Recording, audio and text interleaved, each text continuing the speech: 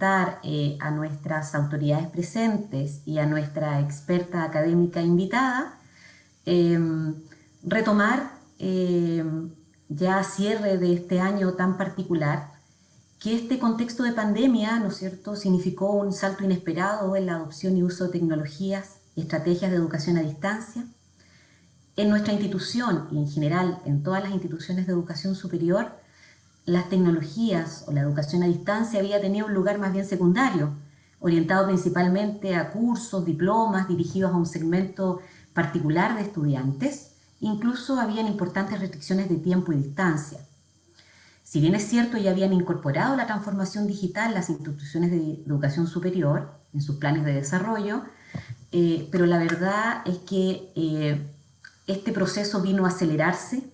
Se estimaba que tardaría muchos años más y la pandemia nos ha metido allí un elemento de, ¿no es cierto?, de empujar estos procesos. Y nuestra universidad, comprometida con los procesos académicos, ¿no es cierto?, en lo que refiere a la docencia de pregrado y posgrado, eh, mantuvo los procesos de formación y especialmente nuestros académicos estuvieron allí acompañados, ¿no es cierto?, por la Unidad de Gestión Curricular y Desarrollo Docente, desde la Vicerrectoría Académica y todos los estamentos y las distintas direcciones y vicerrectorías que acompañaron el proceso. El principal objetivo era buscar el equilibrio entre promover las tecnologías, pero también reconocer los diferentes ritmos de los académicos y de nuestros estudiantes para enfrentar el proceso formativo. Hoy día les doy la cordial bienvenida a la 7ª jornada de Innovación Curricular y Buenas Prácticas Pedagógicas. Esta iniciativa de la Vicerrectoría Académica promueve especialmente la valoración de la docencia de pregrado. Esta es una invitación y una valoración a reflexionar en torno a los diferentes desafíos que tensionan la práctica docente en educación superior, y especialmente en este contexto nuestro interés es enfatizar en aquello que hemos aprendido. También tendremos la oportunidad de estar con Patricia, ¿no es cierto?, nuestra experta académica, que nos va a compartir hoy día un interesante tema, que son los desafíos de los nuevos escenarios post-pandemia en sistemas híbridos de docencia. Finalmente quiero dar el espacio a nuestro vicerrector académico, quien nos dará unas palabras para entregarnos un contexto y un saludo especialmente a nuestros profesores que se han mantenido en esta primera línea para mantener el proceso formativo. Estimado Carlos, dejo el espacio para que pueda saludar a nuestros profesores.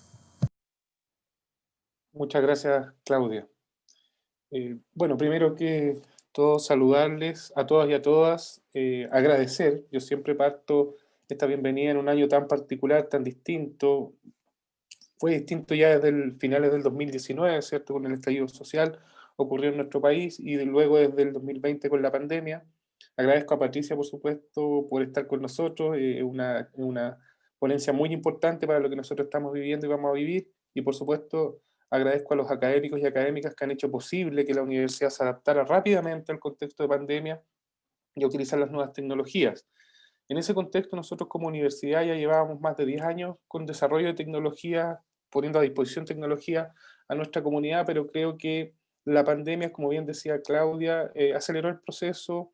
Tuvimos capacitaciones, ¿cierto?, en este contexto de docencia de emergencia, por una emergencia sanitaria, y tuvimos capacitaciones con la participación de más de 1000 académicos y académicas, y eso de verdad yo lo agradezco mucho, el compromiso, el trabajo, la labor realizada durante todo este año, también por la Unidad de Gestión Curricular y Desarrollo Docente en este acompañamiento y capacitaciones que se realizaron durante todo el año. Nosotros como institución ya teníamos un plan de formación docente, tenemos nuestro diploma en docencia universitaria, además del plan de formación que se ejecutaba todos los años. Por lo tanto, yo creo que eso nos permitió hoy avanzar rápidamente, ponernos a tono y en 2 o 3 semanas iniciar nuestro periodo académico en nuestra nueva modalidad, con capacitaciones inicialmente, desarrollo de material para poner a disposición de nuestro académico y académica y de nuestros estudiantes, para las tecnologías a utilizar y metodologías, luego trabajando en el contexto de metodología a implementar, y posteriormente yo creo que nuestro gran desafío van a ser las evaluaciones. Durante este año también hemos ido trabajando hacia las directrices 2021 de nuestra institución y vamos a desarrollar nuestras actividades mixtas. Ha sido una gran labor también ahí. Agradezco a la Dirección de Tecnología, Información y Comunicación, que hemos trabajado muy en conjunto este año, a la Prorectoría en general, a CREATIC, que depende de la Unidad de Gestión Curricular y Desarrollo Docente, sobre todo a Sebastián Lepe, ¿cierto? Y a su equipo que siempre nos acompañan en todas las visitas. ¿Por qué lo digo? Hemos estado en terreno, visitando cada una de las facultades para la implementación de la tecnología para la docencia híbrida, y ya estaríamos teniendo nuestra oferta académica hasta el 2021 y realizando las capacitaciones. Por lo tanto, la profesora Patricia entenderá lo importante que es para nosotros su ponencia, y en eso estamos trabajando. Es muy importante, así proyectamos este 2021, sobre todo para nuestros estudiantes de primer año, que han tenido una educación media muy distinta, un tercero y un cuarto medio muy distinto, una prueba de transición también este año en un nuevo sistema de acceso, un nuevo sistema de acceso para las universidades que están adscritas, para nosotros como universidad pública y estatal, y una prueba de transición. Por lo tanto, ha sido un año muy diferente también para los estudiantes que van a ingresar a nuestra institución, esta vez un proceso de matrícula 100% en línea también para la Universidad de Valparaíso, y esperamos que nuestros y nuestros estudiantes puedan tener una experiencia universitaria al ingresar a la institución. Por lo tanto, hemos planificado una docencia hasta el 2021 que yo creo que también es un desafío institucional importante. Respecto a las jornadas de buenas prácticas, yo también puedo destacar y agradecer nuevamente, ¿cierto?, las presentaciones realizadas por los académicos y académicas, que reflejan el trabajo que han hecho este año, pero además es un esfuerzo extra en realizar sus presentaciones, ¿cierto?, en enviarlas y poder estar acá, y yo creo que es un espacio muy importante para compartirlas, para entender lo que hemos estado haciendo en las distintas disciplinas y para seguir mejorando. Es un punto muy importante para nosotros también en la acreditación institucional. Este año nosotros debemos avanzar en la acreditación institucional, hacia final de año entregar nuestro informe para recibir a los pares el próximo año, y la jornada de buenas prácticas es un gran ejemplo sobre cómo nosotros avanzamos en docencia y cómo esas buenas prácticas retroalimentan el currículum y cómo podemos aprender entre las distintas disciplinas de este contexto. Por lo tanto, relevar la jornada de buenas prácticas en el contexto de ser un espacio multidisciplinario, de compartir experiencia, ser un espacio, ¿cierto?, donde con esfuerzo nuestros académicos y académicas están presentes hoy día en él, y por supuesto también ser un espacio que potencia nuestra acreditación institucional y nuestro desarrollo de la docencia. Así que yo quería agradecer, ¿cierto?, recibirlo y recibirle, y desearles una muy buena jornada. Espero que nos sigamos viendo, espero que este año podamos ya a final de 2021 volver a vernos presencialmente, pero creo que hoy día hemos avanzado con todos los nuevos medios. Creo que tenemos una nueva cultura respecto a este contexto tecnológico. Reuniones con las que no creíamos que podíamos tomar acuerdo anteriormente, hoy día estamos todos convencidos que podemos tomar acuerdo. Hay una nueva, el otro día nos tocó estar con Claudia, ¿cierto?, en el CUEC con respecto a la formación cívica. Hay bastantes temas de nuestro sello institucional que debemos evaluar también. Un tema importante para el 2021 es la evaluación del modelo educativo, y dentro de eso hay varios temas interesantes, ¿cierto?, desde el contexto nacional e internacional, como formación ciudadana, formación en género. Por lo tanto, son nuevos desafíos para las instituciones, y creo que estamos en muy buen pie para abordarlo, y eso lo vamos a abordar como lo hemos hecho con todos los procesos, con una gran participación de la comunidad, con una gran cercanía y por supuesto trabajando en equipo. Así que muchas gracias, bienvenido y bienvenida, y que tengan una excelente jornada. Muchas gracias, Carlos. Agradecemos bueno, las palabras de nuestro vicerrector. Siempre lo hemos conversado.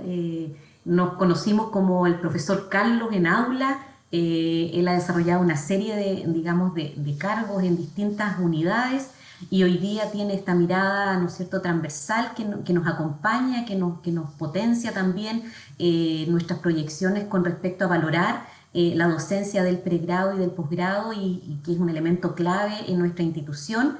Sabemos también que estos escenarios virtuales hacen que tengamos muchas reuniones traslapadas. Hoy día hay un informe de pares de una de nuestras carreras de pregrado. También hay pares en otra carrera que van a tener reuniones, digamos, simultáneas, y tenemos actividades también en la Facultad de Salud, donde a propósito del currículum, ¿no es cierto?, se van a hacer una serie de exposiciones también. Así que, Carlos, le agradecemos compartir con nosotros este espacio, y solamente comentarles a nuestros profesores antes de presentar a nuestra invitada, que nuestra jornada se va a desarrollar con varios webinars que van a ser simultáneos y que muchos de ustedes ya se han inscrito. Y lo interesante de estos webinars, primero, que son exposiciones, ¿no es cierto?, de diversas disciplinas representados por sus académicos que se atreven a dar un paso en su zona de comodidad, ¿no es cierto?, y a innovar en sus prácticas docentes. Van a ser moderados por académicos también de otras carreras de nuestra institución. Entonces la verdad que los webinars se convierten en un espacio exquisito porque allí están distintas disciplinas que se van encontrando. Así que quiero agradecer también especialmente a quienes han dispuesto para moderar, ¿no es cierto?, cada uno de estas actividades y de estos webinars de distintas carreras. Tenemos, ¿no es cierto?, a la profesora Luz Arévalo de la carrera de Ingeniería Comercial. También va a acompañarnos el profesor Francisco, ¿no es cierto?, de la carrera de Trabajo Social, la profesora María Teresa de Auditoría, la profesora Cristina Bonifaz de Derecho. Así que les agradecemos también esta confluencia de académicos que se dan en estas actividades, y eso para nosotros es un espaldarazo para continuar en el apoyo a, digamos, cada una de estos saltos al vacío que van dando nuestros profesores cada vez que se enfrentan a escenarios complejos, porque eso es lo más importante. No quedan detenidos, sino que toman los problemas, se los echan al hombro y van buscando distintas soluciones, y en eso queremos agradecerles especialmente por mantener este proceso formativo en un contexto de emergencia. Entonces ahora quiero presentarles a nuestra académica invitada, para no quitarle más minutos de su interesante charla, contarles que la profesora Patricia nos está acompañando, ¿no es cierto?, desde la Universidad ULEAM del Ecuador. Contarles que ella tiene una línea de investigación muy interesante y ya hace varios años, ¿no es cierto?, donde el eje transversal de sus investigaciones es la tecnología digital aplicada. Entonces, ella ha trabajado especialmente con el uso de TIC, con Internet, con el carácter innovador que tiene, ¿no es cierto?, la comunicación digital, la minería de datos, las relaciones públicas, los entornos 2.0, tanto en educación y en el desarrollo de evaluación de materiales educativos, entornos de formación virtual. Entonces la verdad es que estamos muy interesados en lo que ella nos pueda comentar. Nosotros ya sostuvimos una reunión y la verdad que fue muy entretenida, muy interesante. Nuestra profesora invitada tiene varios proyectos de investigación en curso, donde nuestro país y universidades chilenas están también participando allí. Así que profesora Patricia Enríquez, le doy la más cordial bienvenida a este espacio, a la Universidad de Valparaíso, y el espacio virtual, este escenario, es totalmente suyo, así que muchas gracias. Yo iré tomando nota de algunas preguntas que pudiesen aparecer en el chat, así que me las van haciendo a mí, y yo al final, digamos, nos vamos a dejar unos 10-15 minutos para contestar preguntas del auditorio. Así que bienvenida, profesora Patricia María Enríquez Coronel. Gracias, Claudia, muy amable. Buenos días con todos, con todas. Quiero comenzar agradeciendo a la Universidad de Valparaíso, a la persona de su vicerrector, de Claudia, de Loreto, que hemos estado en los últimos días afinando los detalles para esta presentación, que espero que sea un espacio de encuentro y de discusión que pueda sembrar sobre todo muchas preguntas en ustedes y un proceso reflexivo sobre qué es lo que estamos viviendo y cómo eso nos impacta nuestra cotidianidad profesional. Voy a compartirles la presentación.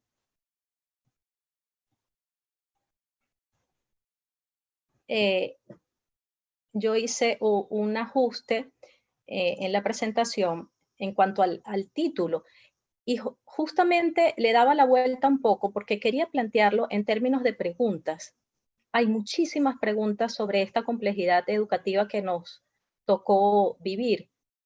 Y de respuestas esperamos tener al menos algunos acercamientos a lo que serían las respuestas a esas preguntas. Yo quiero comenzar diciéndoles desde dónde les hablo, desde dónde mis planteamientos.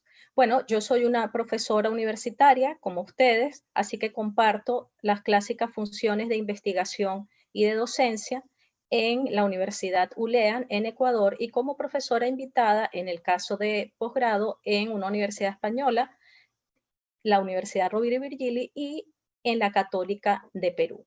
Y además me desempeño como consultora en una empresa española que tiene su sede también, el capítulo Ecuador, que se llama Becas School.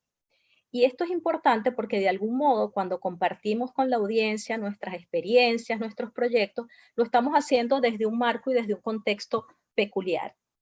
Y eso es lo que quiero apuntarles aquí. ¿Desde dónde les hablo? ¿Desde dónde les muestro mi experiencia? Bueno, en términos de investigación, últimamente desde el año 2018 hacia acá estoy concentrada en un proyecto de investigación que hemos titulado Competencia Digital de los Universitarios de América Latina. Este proyecto, que inició en el 2018, tiene un propósito claro y es abordar un aspecto que en nuestro continente había estado bastante descuidado, en el sentido de que la evaluación de la competencia digital de nuestros universitarios no ha sido un proceso homogéneo, no ha sido un proceso organizado que nos permitiera, por ejemplo, estandarizar pruebas a partir de la experiencia de distintos países, sino que un poco cada institución y cada país ha formulado sus propios criterios, sus propios instrumentos de evaluación, y por eso es que a día de hoy carecemos de un marco común para analizar en qué punto estamos respecto a la competencia digital de los estudiantes universitarios en América Latina. En una primera fase, nosotros evaluamos la competencia autopercibida, es decir, aquella percepción que tiene el propio estudiante sobre sus habilidades y destrezas para el uso de las tecnologías digitales. Y lo hicimos mediante la aplicación de un cuestionario a una muestra de 18,000 estudiantes en 15 universidades en Ecuador, Colombia, Perú, Chile y Venezuela. Más adelante, a lo largo de la presentación, yo voy a ir compartiendo con ustedes algunos de los resultados, pero en principio quiero dejarles la idea central de que lo que hemos visto en esta primera fase de la investigación que ya concluimos es que hay una competencia digital baja en general para los 5 países que participaron en la investigación. Y ahora estamos en una segunda fase donde estamos haciendo la evaluación de la competencia digital de los estudiantes universitarios también, pero a través de una prueba de tareas online. En este caso ya no se trata entonces de indagar sobre qué percepción tienen los alumnos de su propia competencia, sino de evaluarla mediante el desarrollo de un test de tareas online que se enfocan en las 4 subcompetencias que consideramos para la competencia digital. Es decir, la competencia informacional, que en nuestro caso la denominamos con las siglas DAI, la competencia multimedia, con las siglas DAM, competencia digital, DAT, y competencia comunicativa, DAC. ¿Cómo lo hemos hecho? En esta parte hemos aplicado esta prueba de tareas online a 1.600 estudiantes de la ULEAN, de la universidad a la que represento, y a partir de este momento nos disponemos a seguir replicando la aplicación de la prueba en el resto de países. Entonces este es un poco el marco de mi proceso actual de investigación. Pero obviamente, como todos ustedes, también soy docente. Y como soy docente, todos los días me enfrento a este escenario al que la pandemia nos arrojó precipitadamente, como ya apuntaba Claudia, de las reuniones cotidianas por Zoom. Y ahí tomé una imagen. Esto es de mi reunión de ayer con los estudiantes, ¿no? Y parece responder un poco al clásico de lo que estamos viviendo. Yo pregunto, ¿me oyen? Un estudiante contesta, buenos días, profesora, al menos yo no la oigo. No, profesora, contesta tu estudiante. Un tercer estudiante dice, profe, no me sale la opción de prender la cámara, tampoco puedo activar el micrófono. Y un cuarto estudiante pone la carita triste, ¿no? Entonces, esto es lo que se ha vuelto hoy en día nuestro escenario cotidiano. Y al respecto, me gusta tomarlo también un poco con jocosidad. Dice Rincón que Zoom se ha vuelto un asunto de espiritismo, ¿no? Parece que empezamos el día preguntando, ¿están allí, chicos? ¿Me oyen? ¿Seguro? ¿Todo está bien? Y en el fondo sentimos a veces que estamos hablando a urnas funerarias porque llega un momento en que como se desdibuja el proceso de comunicación y casi que quisiéramos adivinar qué es lo que está ocurriendo del otro lado de la pantalla. Entonces, desde esta docencia, particularmente es donde me muevo. Y además tengo que decir que aunque mi formación básica es como informática y como pedagoga, durante más de 20 años me he desempeñado en facultades de comunicación, lo cual hace que mi mirada sobre el asunto de las tecnologías en la educación sea una mirada que está en el borde de las disciplinas, o casi diría más bien que es una mirada que va más allá de las disciplinas. Y me interesan mucho los temas de la educomunicación. Finalmente, también me desempeño como consultora y traigo a colación esto porque hago algunas consultorías interesantes y muchas de las cosas que ocurren en esas consultorías también las voy a rescatar hoy en la charla. Particularmente me interesa rescatar un proceso de formación de formadores que sostuvimos durante el año pasado con maestros y maestras de una unidad educativa aquí en Ecuador. Bien, finalmente les comento que todas las experiencias que voy a compartir con ustedes, algunos de los artículos publicados, van a estar en esta dirección. En un ratito se las copio en la zona de chat de Zoom y también podrían ustedes con su teléfono utilizar ahora mismo el capturador de códigos QR para capturar el código y direccionarse rápidamente hacia el espacio Google Drive compartido. Bien. Como decía, yo he planteado esta disertación en términos de preguntas y vamos a ver, esperemos conseguir algunas respuestas. La primera gran pregunta es, ¿qué significa la pandemia en la educación? Luego, preguntarnos, ¿qué tan preparados estábamos para esto? Y a continuación, ¿cuáles son los desafíos que la pandemia nos está presentando en el día a día?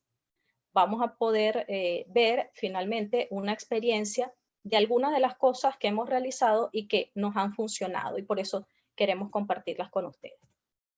Bien, vamos con la primera pregunta.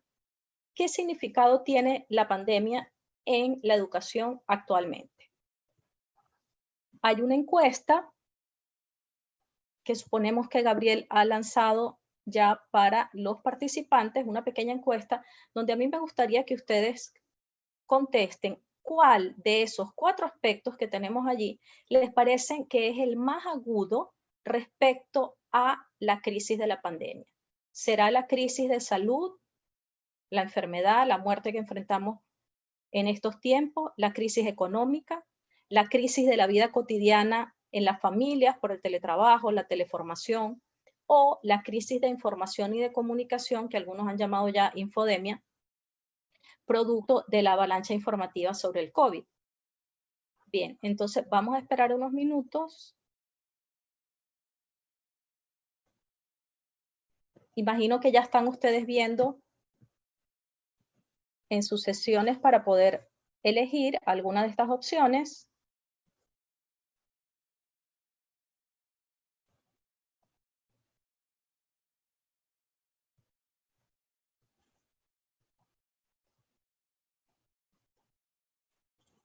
Muy bien.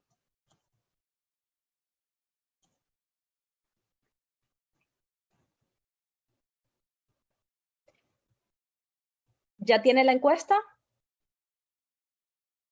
Perfecto, ahí la vemos ya.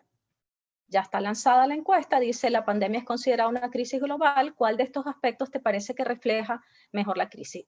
Elijan ustedes, por favor, la opción que consideran que ha sido el indicador de crisis más agudo de todos y envíenos su respuesta.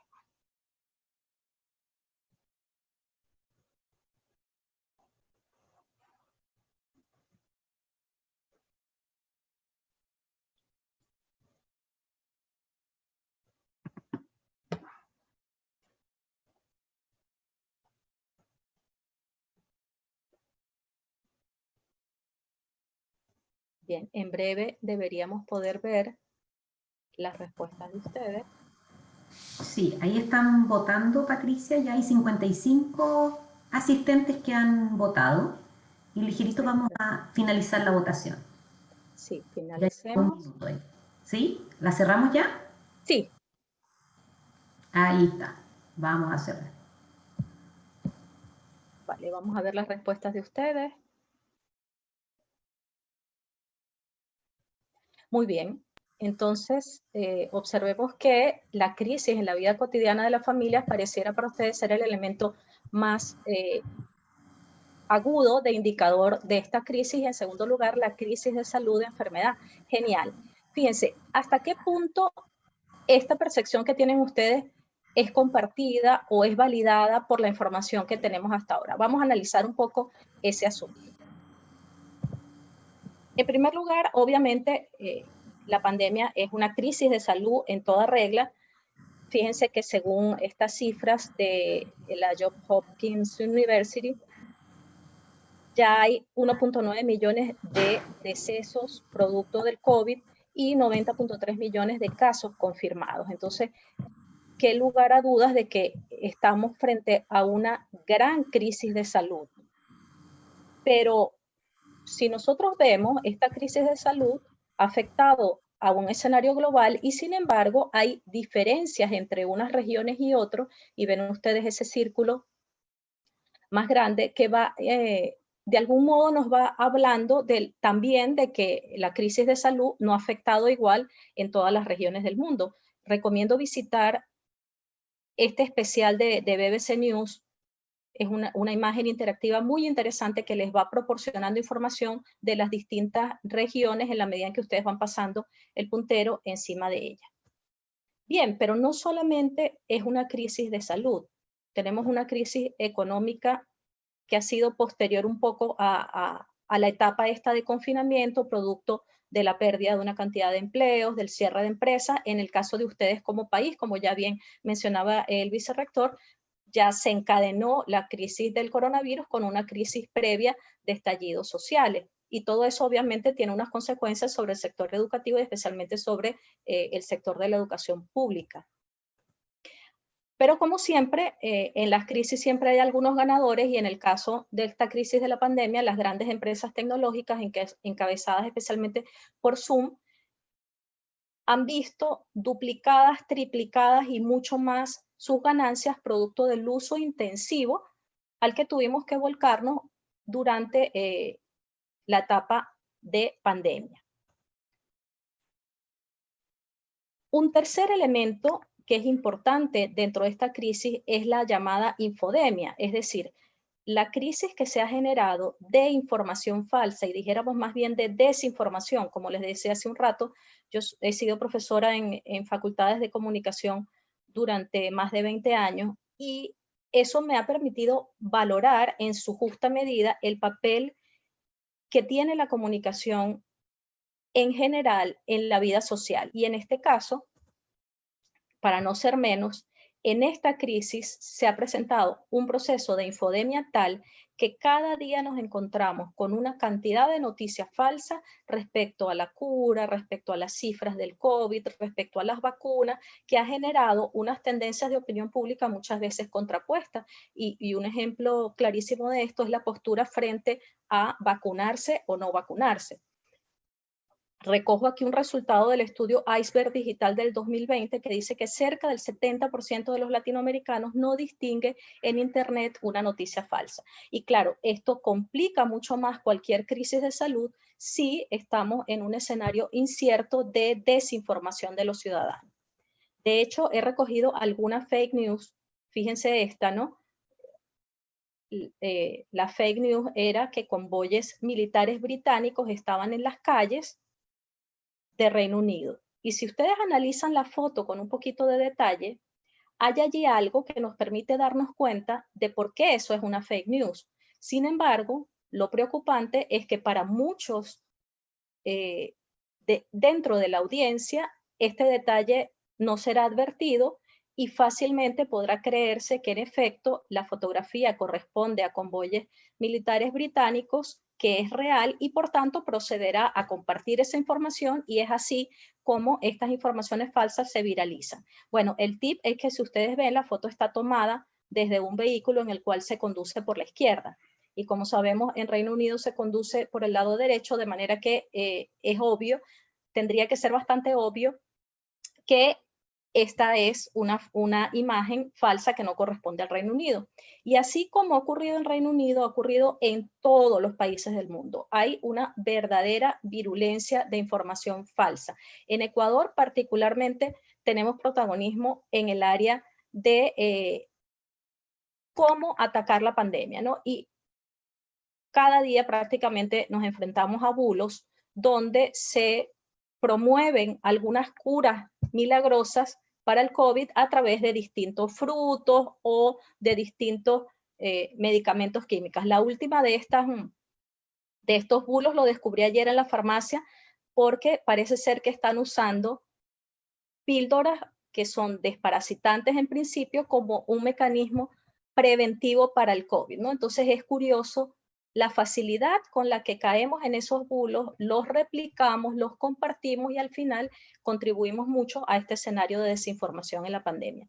Bueno, en Chile también, afortunadamente, estas portales que se están encargando de desmentir la fake news existen en casi todos nuestros países. En Ecuador ya veíamos Ecuador Chequea y en Chile tenemos Chile Chequea o Chile Check, que también hace desmentido diariamente sobre distintas noticias relacionadas con la actualidad del acontecer nacional y que son falsas.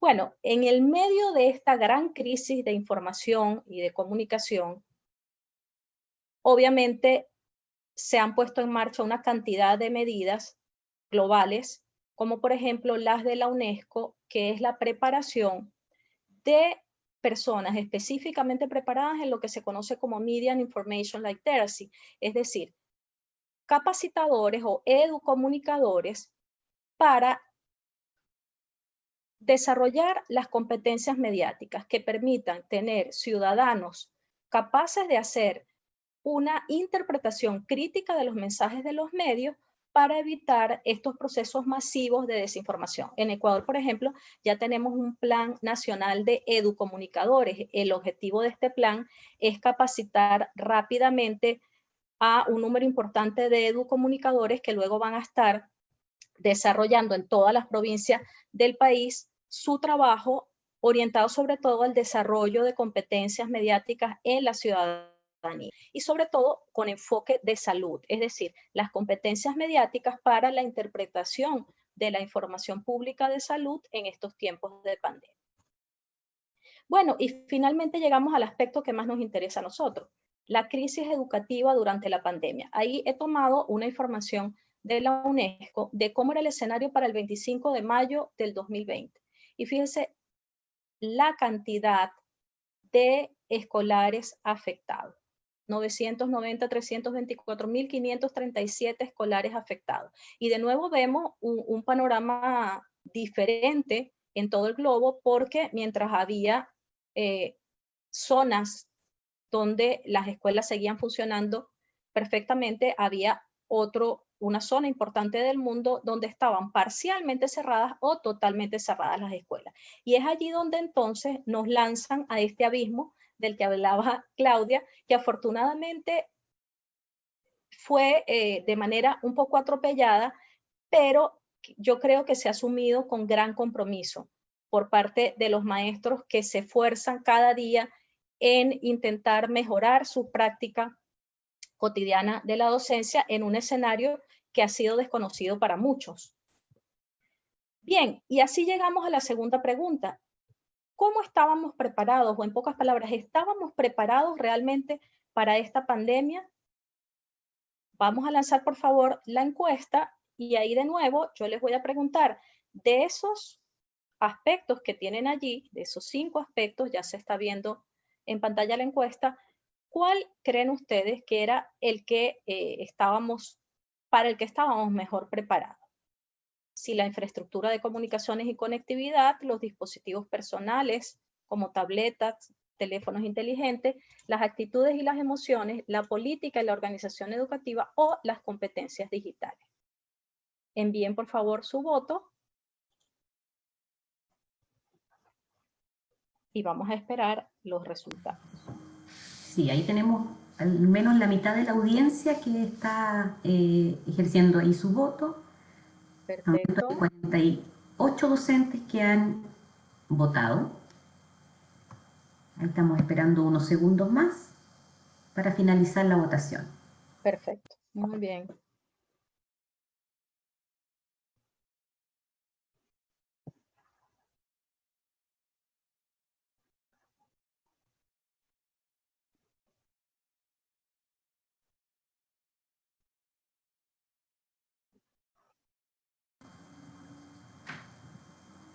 Bien, entonces ya estamos viendo los resultados.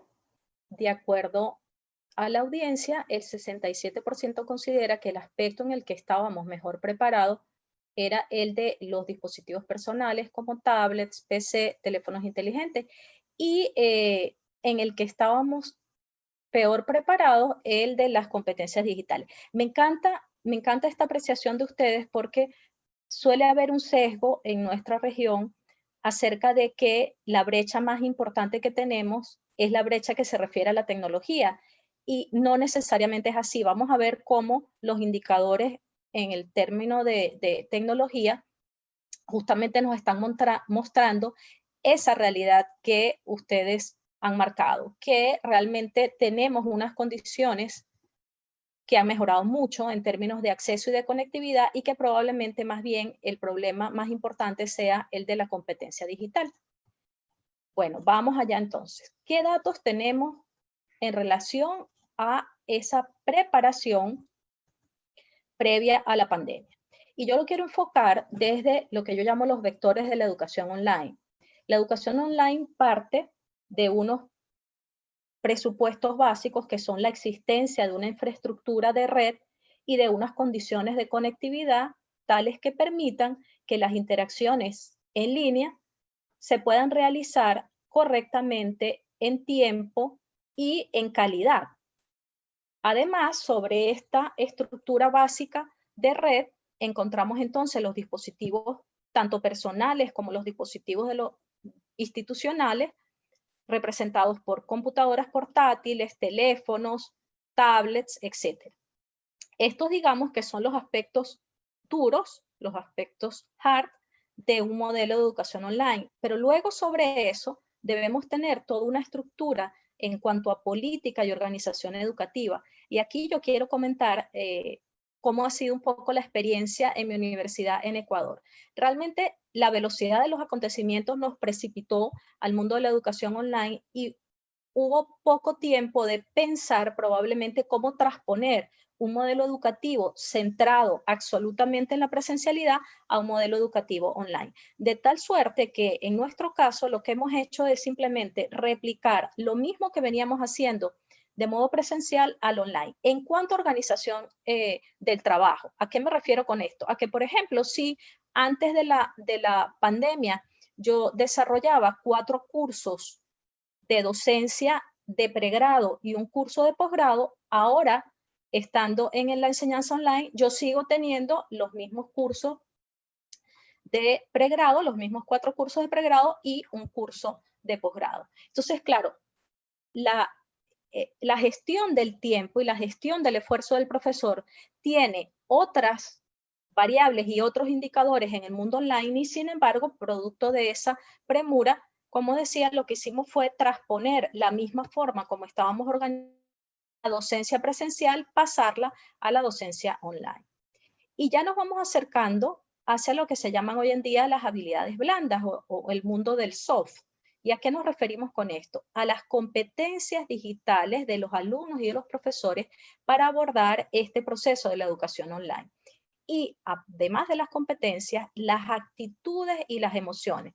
Recordemos que en el caso de la educación online hay un asunto curioso que se relaciona con cómo este escenario de la educación online estaba prácticamente ausente de la gran parte de las universidades presenciales, a pesar de que la tecnología para la educación online existe por lo menos desde hace 2 décadas atrás.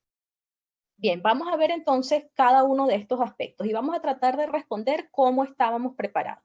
Como bien ustedes decían, estábamos mejor preparados en conexiones y en computadoras. Y los datos que yo les traigo aquí provienen de un estudio que hicimos en el 2018 sobre brecha digital. Lo que hicimos fue tomar el informe del Instituto de Telecomunicaciones.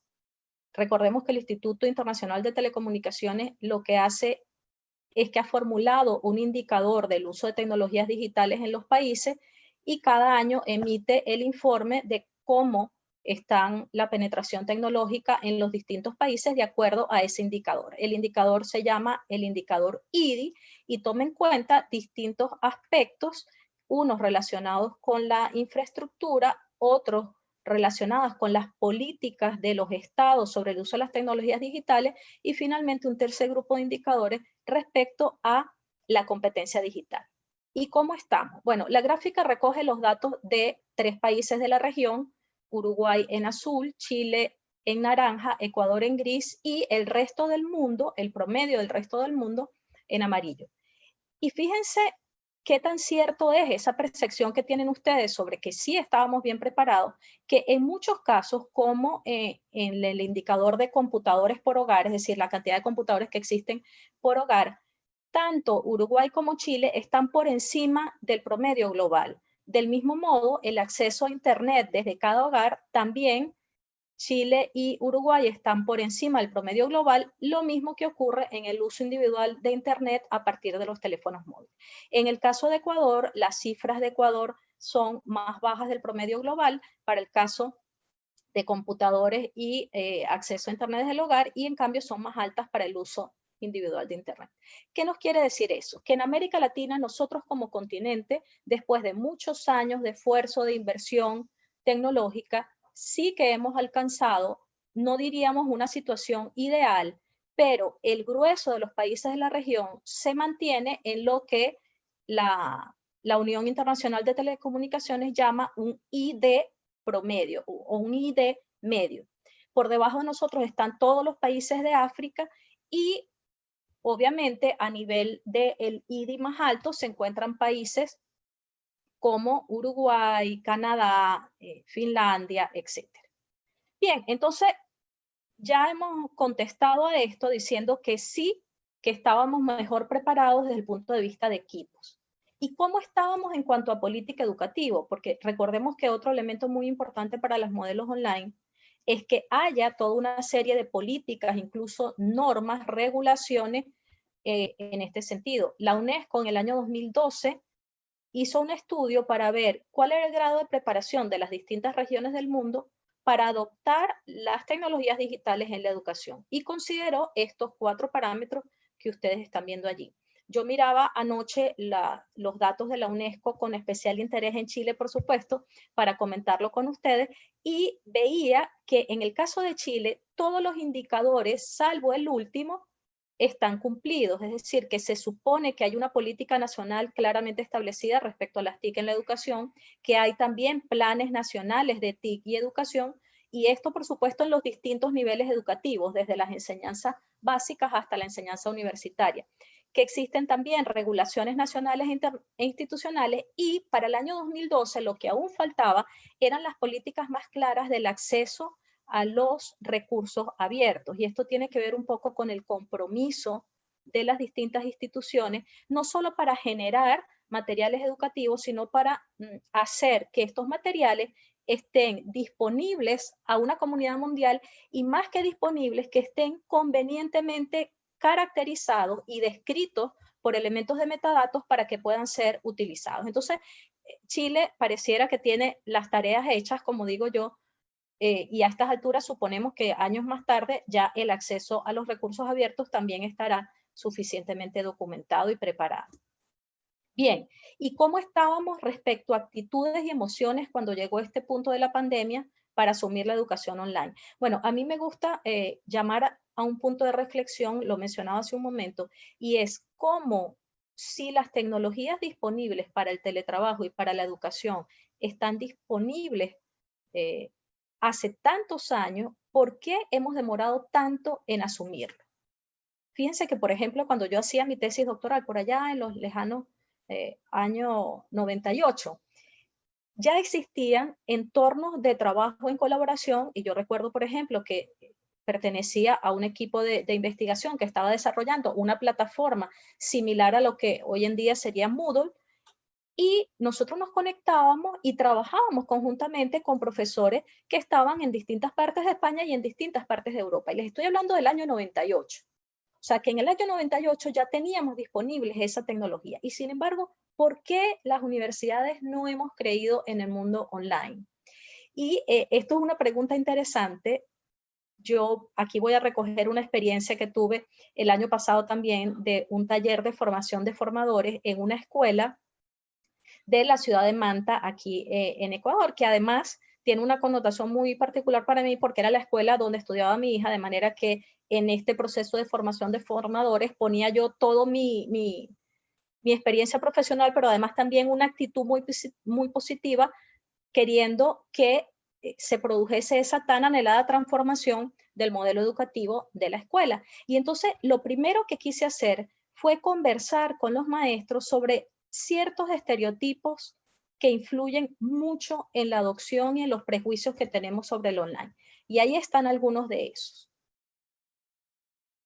Estos eran comentarios que salían de los mismos profesores y que fuimos trabajando poco a poco para intentar pensarlos desde otra mirada, ¿no? Por ejemplo, esta idea de que las tecnologías son útiles solo para los de ciencia y los de la matemática. Entonces, de manera que los profesores que hacemos docencia en ciencias sociales, en humanidades, teóricamente no necesitaríamos para nada las tecnologías digitales. O, por ejemplo, una idea que hoy en día yo creo que todos cuestionamos mucho, y es que los nativos digitales, esos alumnos que nosotros hoy en día tenemos en nuestras aulas, llámenlo generación X o como lo quieran llamar, que son expertos buscando información en Internet. Entonces, como suponemos que los alumnos son expertos buscando información en Internet, muchas veces pasamos por alto ciertos comentarios que a la hora, por ejemplo, de los chicos realizar una tarea, un deber que le hayamos asignado, pudieran ser orientadores y pudieran ser muy necesarios. Bueno, toda esta cantidad de estereotipos que existen sobre la tecnología nos llevaron de cierto modo a enfrentarnos a esta educación online, tal como esa foto de ese profesor que vemos allí, un poco con las manos en la cabeza. Y quiero contarles un poco ya en clave personal, que es curioso. Yo trabajo en el mundo de la educación online desde el año 98, como ya les decía. En ese momento inicié haciendo mi tesis doctoral justo sobre una plataforma de educación online, de manera que a la fecha ya yo tengo más de 20 años trabajando en esto, y sin embargo, les confieso que particularmente los primeros meses de pandemia conectada a Zoom, además de que yo viví esos primeros meses de pandemia en España, así que estaba en un uso horario distinto al de mis alumnos, lo cual hacía mucho más complejas las situaciones. Entonces, yo misma, con toda la expertise que se suponía que tenía para enfrentarme a este nuevo escenario, viví momentos como ese del profesor que tienen ahí un poco frustrado frente a su pantalla, ¿no?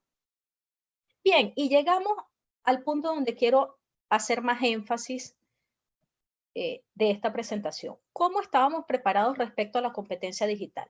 Y llevan ustedes razón cuando en la encuesta ubicaban ese apartado con un valor mínimo, porque la competencia digital de alumnos y profesores no era la más adecuada para enfrentar este escenario de educación online. Estos resultados que ustedes ven ahí son de la investigación que comentaba al principio, de la primera fase de esa investigación. Recordemos que en esa primera fase aplicamos a una muestra de 18,000 estudiantes en 5 países un cuestionario para evaluar la competencia percibida por los estudiantes. Y miren en la columna gris los promedios de competencia. Venezuela, por ejemplo, con un 3.39, Ecuador con un 3.15, Perú 3.41, Colombia 3.53 y Chile con un 3,33. Esto, la competencia digital global. Recuerden que nosotros estamos manejando 4 ámbitos de competencia digital: la competencia informacional, que es la primera columna que observan ustedes, DAI; la competencia tecnológica, segunda columna; la competencia multimedia, tercera columna; y cuarta columna, la competencia comunicacional. Pero, ¿cómo interpretamos esa competencia global por país? Vamos a verlo. En el caso de Chile, que vamos a tomarlo como ejemplo, la competencia informacional autopercibida de los alumnos fue de un 3,73%, la tecnológica 3,22%, la multimedia 3,39% y la comunicacional de 3%. Así las cosas, pudiéramos pensar entonces que para los estudiantes universitarios chilenos, la percepción que ellos tienen es que la competencia mejor adquirida es la informacional, es decir, aquella que les permite localizar información en Internet, validarla y gestionarla de cara a cumplir un propósito concreto, y la competencia peor valorada sería la comunicacional con un puntaje de 3/5. La competencia promedio sería de 3,33. Pero ¿cómo interpretamos ese 3,33? Bueno, de acuerdo a la parametrización de este instrumento que aplicamos, valores que estén por debajo de 3,75 se consideran una competencia digital baja. Valores que estén entre 3,76 y 4,50, una competencia media, y valores por encima de 4,51 se consideran una competencia alta. Podríamos decir en definitiva entonces que no estábamos preparados respecto a la competencia digital de los alumnos porque observamos una competencia digital baja. ¿Y qué pasa con los profesores? No tengo datos para compartirles sobre la competencia de los maestros, más que este estudio, que es un estudio, pero casualmente, como yo decía, no hay en América Latina procesos sistemáticos de amplia cobertura que permitan medir cuál es la competencia digital de los docentes en distintos países de la región con un mismo instrumento, sino que cada país ha ido como con sus propias políticas. Sin embargo, Chile, Argentina y Uruguay sí que han avanzado en algunos protocolos para intentar tener un escenario común para evaluar la competencia digital de los docentes. Y parte de esos esfuerzos son recogidos en este dato que les traigo acá, que es un estudio realizado por Silva, Usar y Lázaro, que aplicaron con futuros maestros, es decir, con estudiantes de los últimos niveles de las titulaciones de pedagogía. Entonces, allí ellos evaluaron la competencia digital de esos estudiantes, o sea, esos futuros maestros, usando un instrumento común tanto en Chile como en Uruguay, y obtuvieron para el caso de los futuros maestros chilenos un 51% de competencia y para el caso de los uruguayos un 59%. Bien, visto así, parece entonces que el tema del acceso, la conectividad, no es el principal desafío que tenemos. Probablemente la pandemia nos hizo ver otros desafíos. ¿Y cuáles son esos desafíos? De nuevo, vamos a lanzar, por favor, la encuesta. Muy bien, ya la tenemos allí. ¿Cuáles de esos desafíos les parecen a ustedes prioritarios para sortear la crisis educativa de la pandemia? Y tenemos 4. Escojan, por favor, la opción que consideren pertinente y la envíen.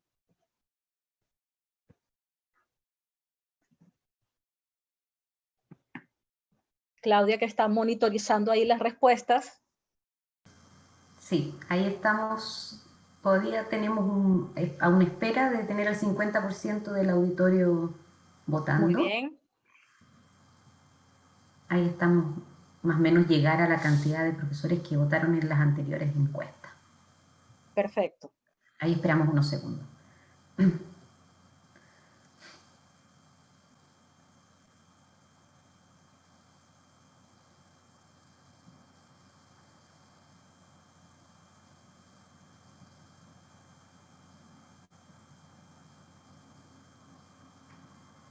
Vamos entonces.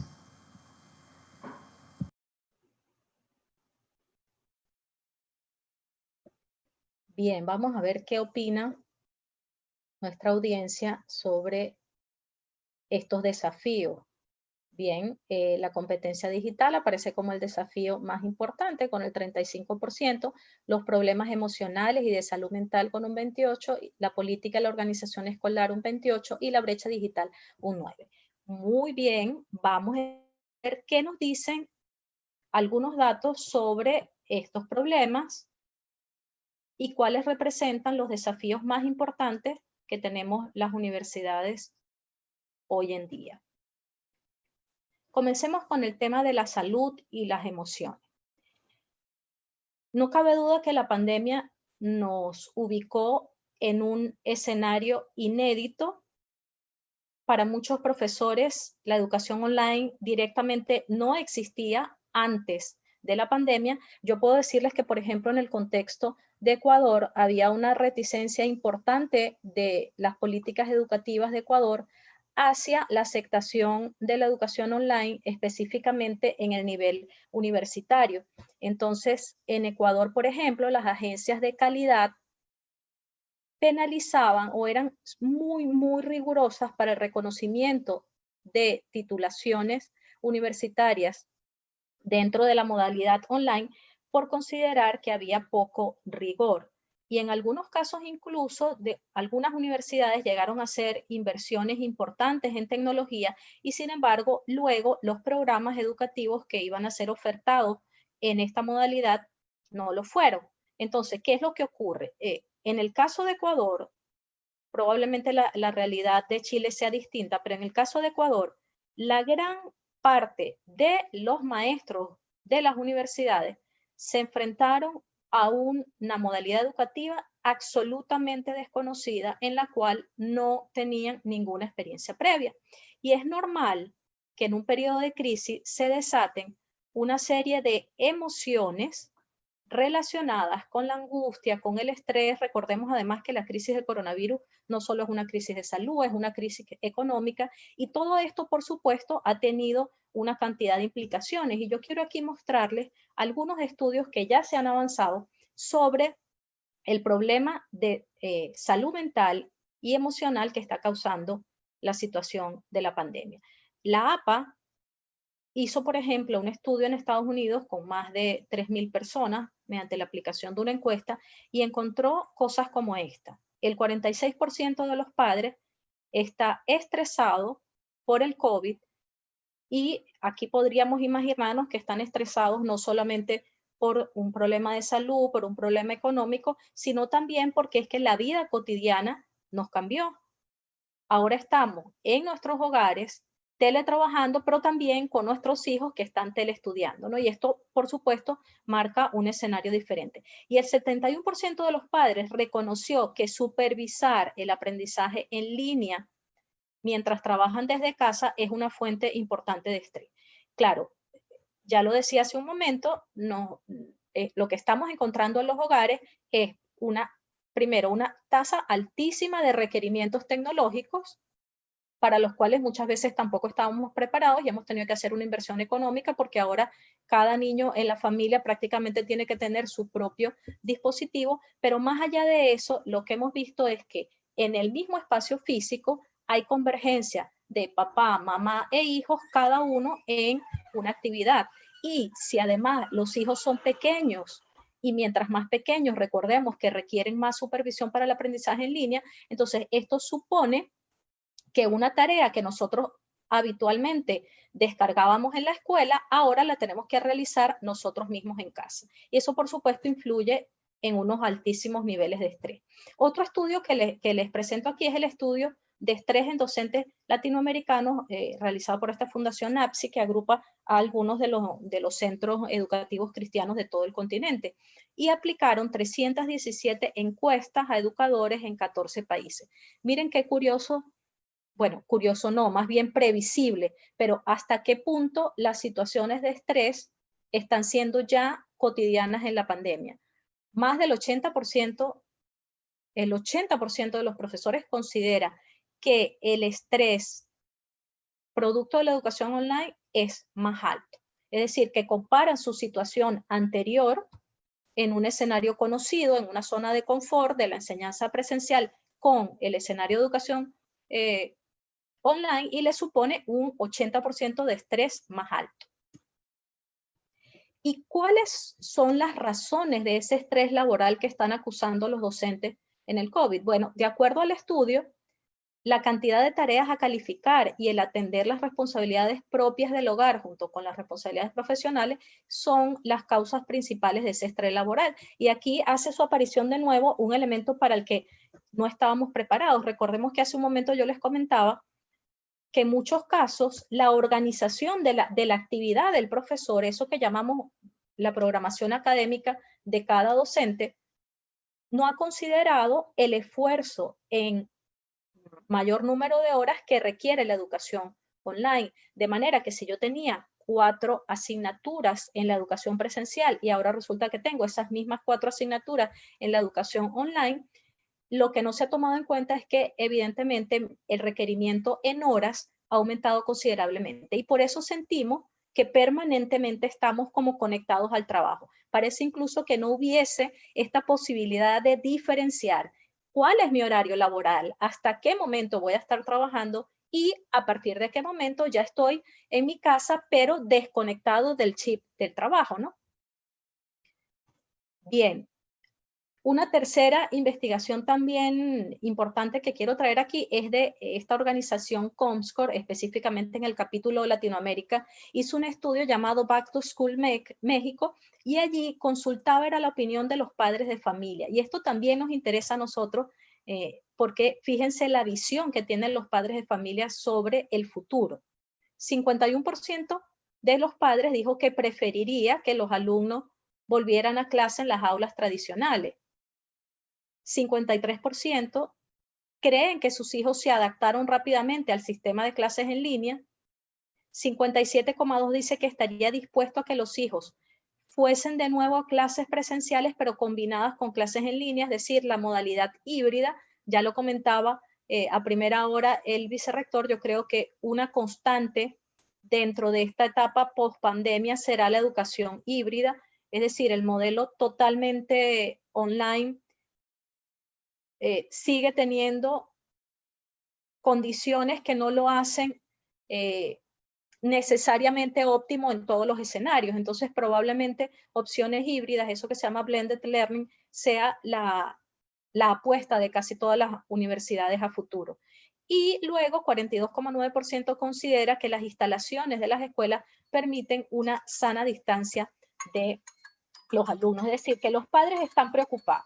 ¿Y por qué están preocupados? Estamos preocupados porque no creemos que la vuelta a la presencialidad se vaya a dar necesariamente con todas las garantías para que no haya contagios masivos, pero también estamos preocupados porque tenemos a los chicos en casa y eso trastoca de algún modo toda la dinámica del hogar.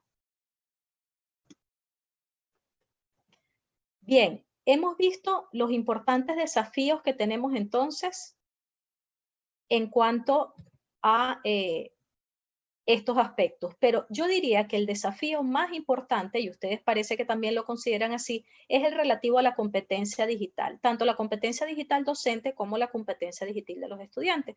Y ahí tenemos el cuadro que elaboró la UNESCO sobre las competencias tecnológicas de los profesores. En este marco, obviamente, hay mucho trabajo, se ha hecho muchísimo más trabajo respecto a competencia digital docente a nivel global que respecto a la competencia digital de los alumnos. A nivel europeo tenemos, por ejemplo, el estándar DIGCOM. En Estados Unidos también se han lanzado sus propios estándares. La Asociación de Bibliotecas de Estados Unidos lanzó un estándar de bastante aceptación. En fin, este panorama de la competencia digital de los docentes en el espacio global ha estado bastante trabajado. Pero ¿qué ocurre con los estudiantes? Hay algo que comentábamos con Claudia y con Loreto en la primera reunión que sostuvimos, y es que la pandemia también nos está llevando a desmitificar algunas cosas en las que creíamos y que no eran ciertas. Por ejemplo, ¿realmente nuestros estudiantes, nuestros alumnos son competentes digitales? Pareciera ser que sí, porque se había creado toda este discurso sobre la aparente generación X, la generación Z, los millennials, los nativos digitales, como quisiéramos llamarle, que es esta generación de chicos que nació y creció rodeados de tecnología digital y que se supone que tendrían que ser competentes digitales. Pero ya digo que la pandemia derribó este mito porque nos hemos dado cuenta que una cosa es el uso que hacen nuestros jóvenes de la tecnología digital en el espacio que tiene que ver con sus procesos de socialización o de entretenimiento o de consumos mediáticos, y otra muy distinta es la competencia digital referida a tener un ciudadano digital que, por ejemplo, pueda participar en el discurso político y en la construcción democrática de su país, un ciudadano digital que también pueda usar las herramientas tecnológicas para la mejora de sus procesos de aprendizaje y, en general, un ciudadano digital que tenga en las tecnologías digitales una herramienta de empoderamiento profesional. Entonces, como decía, hemos descubierto con mucha sorpresa que la competencia digital de nuestros alumnos no es la que esperábamos o la que le presuponíamos por ser nativos digitales. Y esto trae unas consecuencias directas para las universidades, y es que nosotros necesitamos fijarnos una prioridad muy importante en evaluar cómo es esa competencia digital de los estudiantes. Ya dejemos de presuponer que son competentes y abordemos el proceso de evaluación de esa competencia. Ahora les voy a compartir justamente los resultados de esta segunda fase de la investigación, en la que, como les decía, ya pasamos la fase de autopercepción, donde el alumno indicaba cómo percibía que era su competencia, y estamos en la fase de evaluación de la tarea específica mediante un formulario online.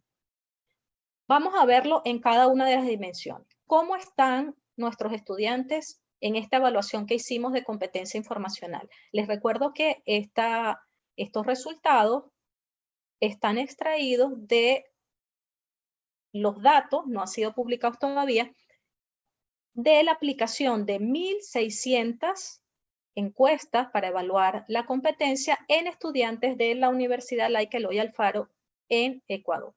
Entonces, fíjense, ¿qué fue lo que hicimos con esta encuesta? Bien, partiendo de la encuesta de autopercepción que habíamos aplicado en la fase 1 de la investigación, tratamos de convertir las preguntas que estaban aquí a tareas concretas. Por ejemplo, si en el cuestionario de autopercepción le preguntábamos al alumno, ¿hasta qué punto crees que eres capaz de hacer un mapa conceptual digital? En el test de evaluación de la competencia le pedíamos directamente que realice un mapa conceptual sobre salud mental y que puede usar cualquier herramienta para su elaboración.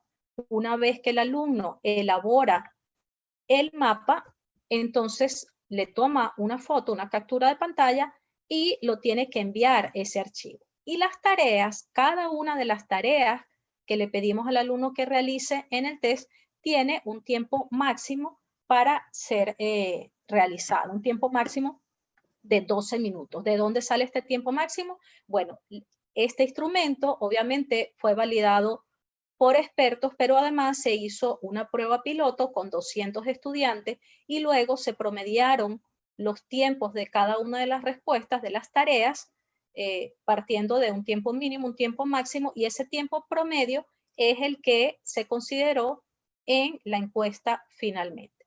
Entonces, aquí les traigo como ejemplo una de las tareas, pero por cada una de las dimensiones se pide al estudiante que realice 5 tareas, que al final nos van a permitir saber cómo es su nivel real de habilidad y destreza en cuanto a lo que se conoce como competencia informacional. Es decir, qué tan hábil es nuestro alumno para encontrar información en Internet, gestionarla adecuadamente, validarla, discriminar la información que está verificada de la que no está verificada, etc.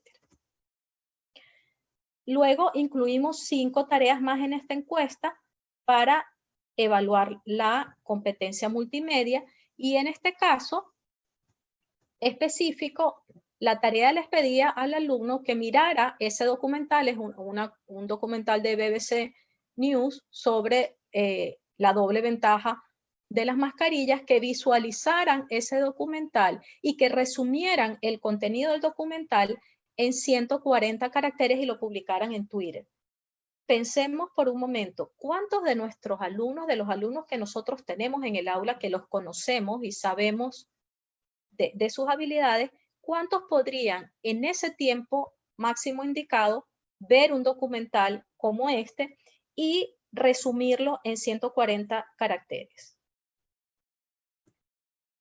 Otras preguntas se relacionaban con la identificación de imágenes falsas propias de la fake news para determinar si el estudiante tiene esa capacidad multimedia para diferenciar cuando un mensaje audiovisual es engañoso o no. Bien, un tercer ámbito de la encuesta fue la subcompetencia tecnológica y allí de nuevo les pedíamos tareas específicas, en este caso descargar una base de datos que está adjunta al cuestionario y realizar estas actividades, contar cuántas columnas tiene el documento, organizar la base de datos de mayor a menor, tomando en cuenta una columna, que es el número de cuenta, y fíjense que esto, un alumno que no tenga una competencia importante en la gestión de la hoja de cálculo, no podría hacer la tarea. Finalmente, en la competencia comunicacional también se le pide 5 tareas a cada estudiante y en este caso les traigo como ejemplo la tarea que les propone a ellos elaborar una video presentación de su currículum vitae para ser presentado teóricamente a algún sitio web de empleos, ¿no? Y que el video tenga una duración de 1 a 2 minutos. Y aquí de nuevo volvemos a la contraposición entre lo que es el uso tecnológico que hacen los jóvenes en un escenario de entretenimiento, de sociabilidad, y el uso que ellos hacen de las tecnologías digitales en un entorno un poco más profesional. ¿Creen ustedes que nuestros estudiantes podrían sin dificultades elaborar o presentarse a sí mismos, presentar su currículum en un video de 1 o 2 minutos y luego subirlo, por ejemplo, a una plataforma como LinkedIn, presentándose para obtener un empleo? Bien, vamos a ver entonces qué resultados obtuvimos. Por cierto, en el documento que les voy a dejar está el link a este instrumento, si es que alguno quisiera mirarlo.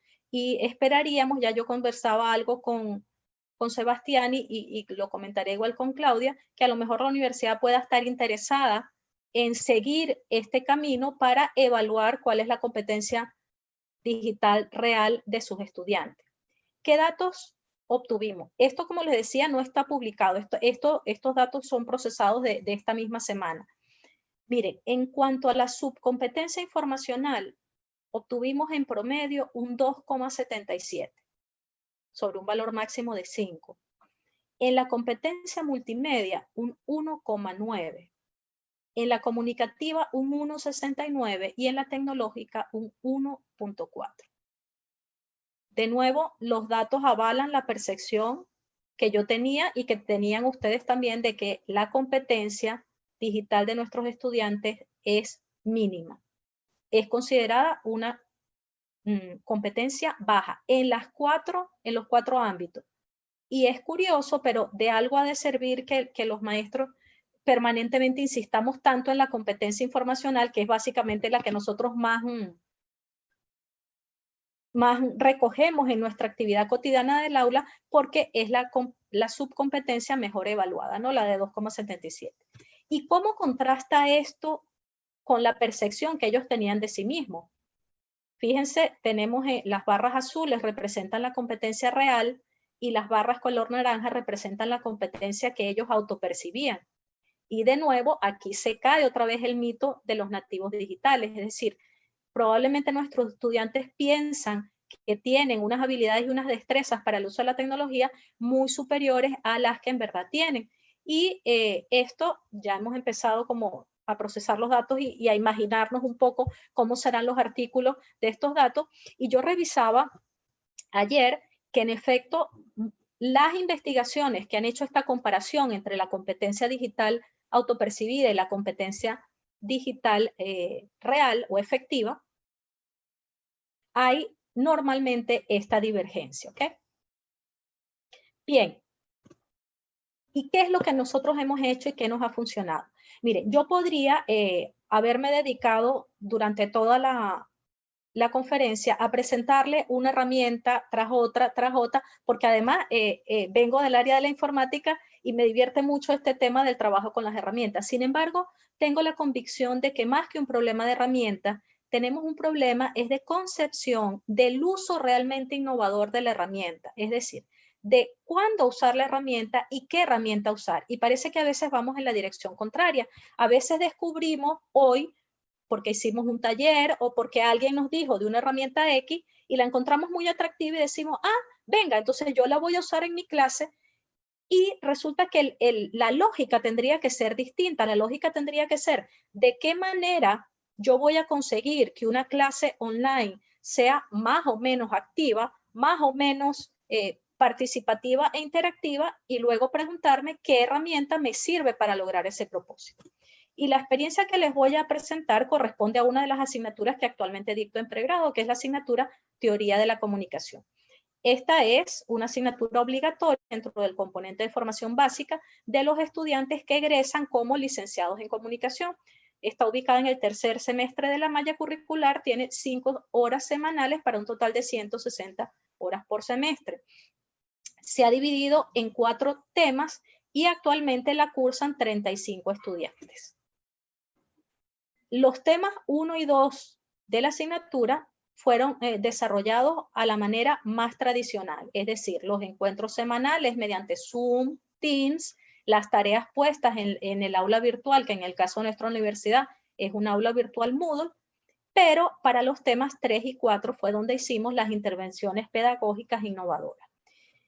Y lo hicimos justamente en el tema 3 porque es un tema muy bonito que se presta mucho para la participación de los estudiantes.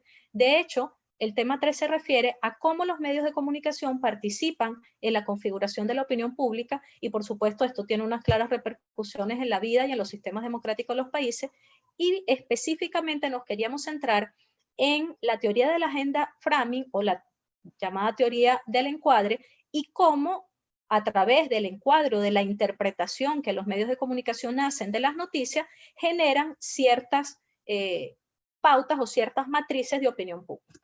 ¿Y cómo lo hicimos?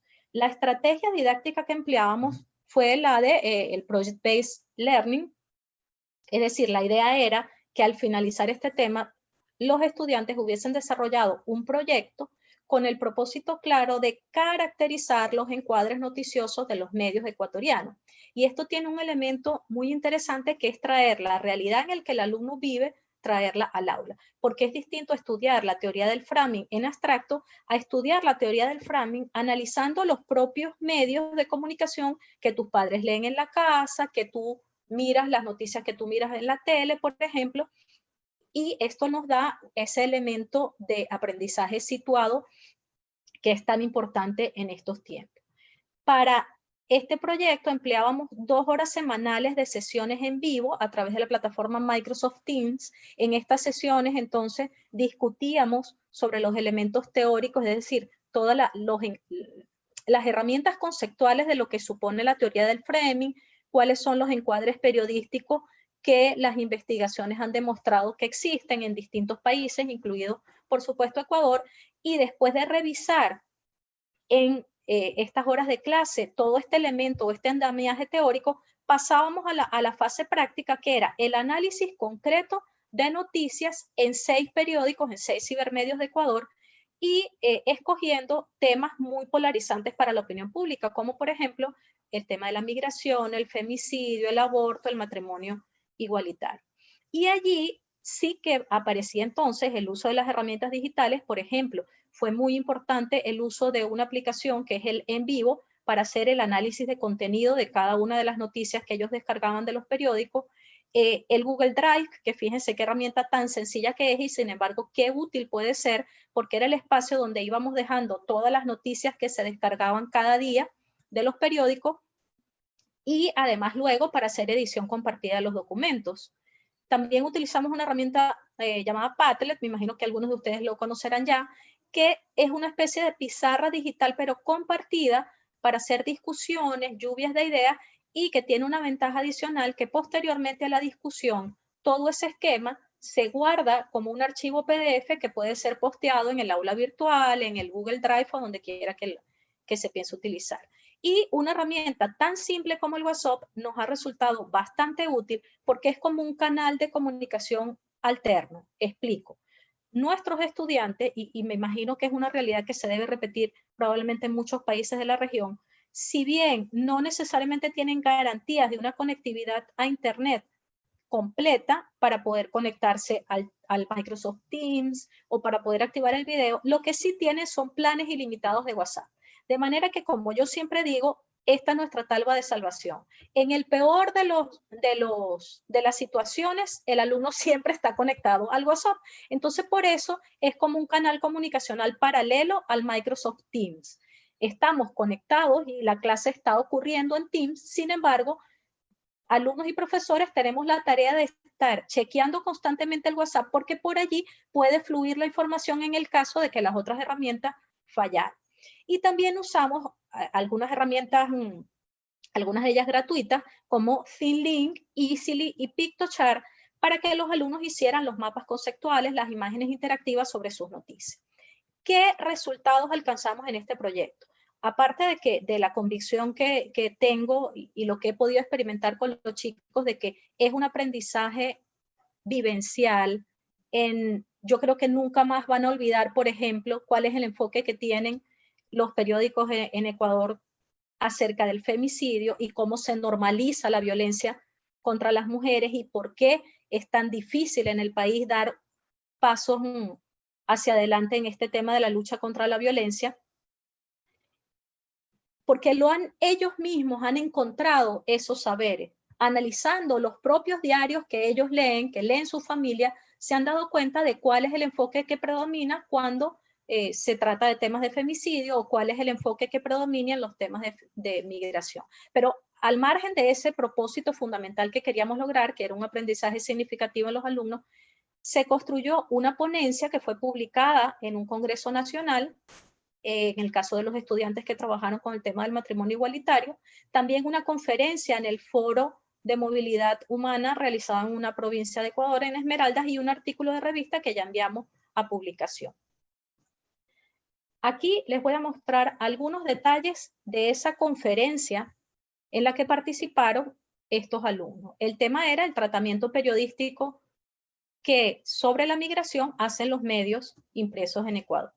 Entonces, de nuevo, como decía, los estudiantes en las clases iban recogiendo 50 noticias sobre migración tomadas en 6 cibermedios de Ecuador. Estas noticias eran puestas en Google Drive y a lo largo de la clase se iba discutiendo y analizando cada una de las noticias usando un software especializado para eso que nos permitía, por ejemplo, contar el número de palabras que más se repite. Incluso este software permite hacer un diagnóstico del tipo de sentimientos que se expresan en las noticias. Y esto a ellos les causaba bastante impresión porque era posible que dada una noticia, una vez hecho el procesamiento con la herramienta nos dijese si la emoción que predominaba en en la forma como estaba escrita esa noticia era una emoción positiva, negativa o neutra. Bueno, ahí algunos de los ejemplos de los titulares de las noticias donde siempre en el caso de crímenes cometidos por venezolanos se destacaba la nacionalidad del agresor, mientras que cuando los crímenes eran cometidos por ciudadanos de Ecuador no se destacaba la nacionalidad, y entonces estos eran los indicios claros que ellos iban utilizando para entender cómo los medios de comunicación hacen una interpretación de la realidad que finalmente genera matrices de opinión pública, ¿no? Además, utilizaban para este análisis también las guías prácticas que existen ya de las Naciones Unidas sobre cómo se debe comunicar los temas migratorios. Construyeron también nubes de palabras y aquí es donde el elemento tecnológico entra a jugar parte. No solo era que el análisis de las noticias estaba hecho con una herramienta tecnológica, sino que luego los resultados ellos lo expresaban mediante nubes de palabras o redes como esta. Fíjense, esta red es una red de los enfoques que ellos consiguieron sobre migración y a partir de allí analizaban específicamente cómo se veían esos enfoques en las noticias. Por ejemplo, si los medios estaban asumiendo la migración como una oportunidad o más bien como la migración como una amenaza para la seguridad nacional, que fue lo que terminaron concluyendo, que los medios de Ecuador, los temas migratorios, se les daba un enfoque particular que era la migración como un problema de seguridad. Y allí, entonces, después de haber cumplido todo este proceso, podían dar fe de cómo era el tratamiento noticioso de las noticias. Bien, y no sé si me queda tiempo, Claudia, quizás tú que controlas el tiempo, ¿me puedes dar la indicación?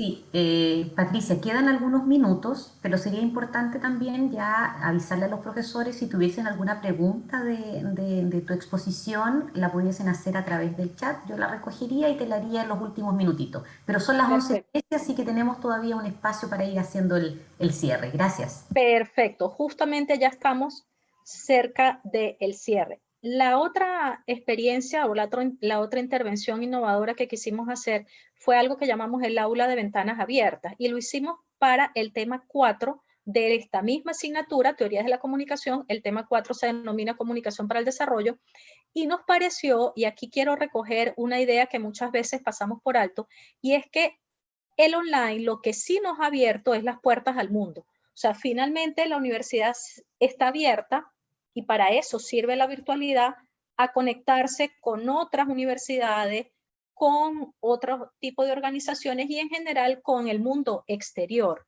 Y entonces este proyecto de ventana abierta lo que pretende es aprovechar la virtualidad para invitar a las clases por una parte a otras universidades, y a esto lo llamamos docencia internacional compartida, pero también traer a las clases universitarias a egresados, por ejemplo, de nuestra Facultad de Comunicación, que hoy en día ocupan cargos y ejercen su profesión en distintas empresas, en distintas organizaciones y que tienen una experiencia que es muy válida compartir. Probablemente en un escenario de educación presencial pocas veces estábamos abiertos a actividades como estas y sin embargo ahora en el escenario de la educación online se han realizado en este semestre particularmente unos 15 encuentros entre nuestros estudiantes, ya me estoy refiriendo, por cierto, a toda la carrera, no solamente a mi asignatura, pero en general en toda la carrera se han hecho unos 15 encuentros con egresados que se desarrollan profesionalmente y que llevan o aportan esa experiencia al aula universitaria. Bueno, en el caso particular de mi asignatura, lo que hemos hecho es un proyecto de docencia internacional compartida con una universidad española, es esta que está aquí, la Universidad Rovira y Virgili, y la universidad, nuestra, la ULEAM, en Ecuador. ¿Cuál es el propósito de este proyecto de docencia internacional compartida? Bueno, vamos a construir un aula virtual para alfabetizar en cuanto a lectura crítica de los mensajes de los medios de comunicación. Otra cosa que yo creo que es una ventaja, una consecuencia muy positiva de este tiempo de pandemia y de la educación online es que puso de moda la educomunicación. Los que trabajábamos hace muchos años en educomunicación nos provocaba cierta frustración el poco impacto y el poco interés que dedicaban las políticas educativas y las políticas universitarias en general a la educomunicación. Y sin embargo, la pandemia la ha puesto de moda. Entonces, lo que queremos es construir un aula virtual justamente para promover la alfabetización en lectores críticos y aprovechar además la virtualidad para desarrollar saberes interculturales.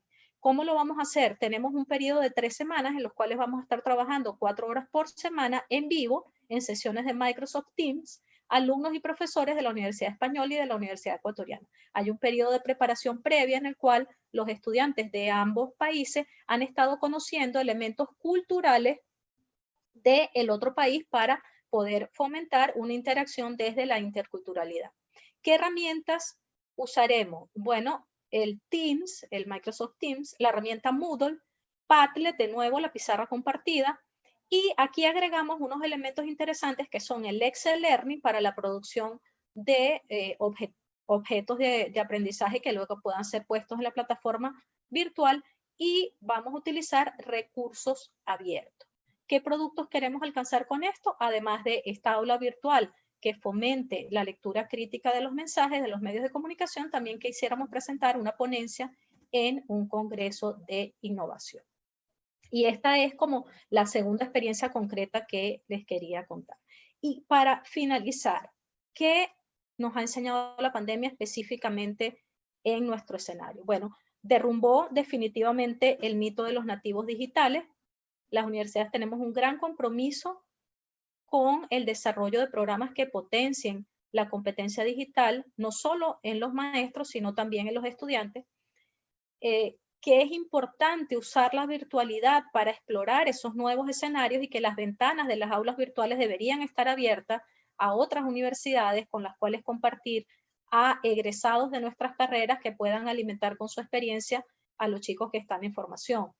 Por otra parte, que debemos analizar muy cuidadosamente tres temas que me parecen especialmente complejos. Las políticas de gratuidad, en el caso de Ecuador, las políticas de gratuidad implican que cuando un estudiante cursa una asignatura por primera vez es totalmente gratuita, pero si el estudiante reprueba, la segunda vez que la cursa debe pagar. Pues bien, esta política ha sido suspendida de manera que estamos como en un periodo de gracia y el estudiante puede reprobar la asignatura y cursarla por segunda vez sin pagarla. Y ya tendríamos que cuestionarnos si realmente esto es un incentivo o distorsiona de algún modo el proceso. Luego también tenemos que plantearnos el tema de las inequidades, cómo las universidades tienen que seguir paliando las diferencias que aún existen en cuanto al acceso a los recursos y sobre todo el tema de la asistencia emocional a los alumnos. Mire, si nosotros estamos estresados, créanme que los estudiantes, aunque a veces no lo demuestres, probablemente están mucho más estresados que nosotros. Yo suelo hacer unos minutos que yo les llamo de terapia, donde comentamos cómo se sienten, qué miedos hay hoy. Ayer, por ejemplo, nos despertábamos con la noticia de que ya hay 3 casos de la nueva variante del COVID en Ecuador. Y yo les preguntaba a los chicos en esos últimos minutos de la clase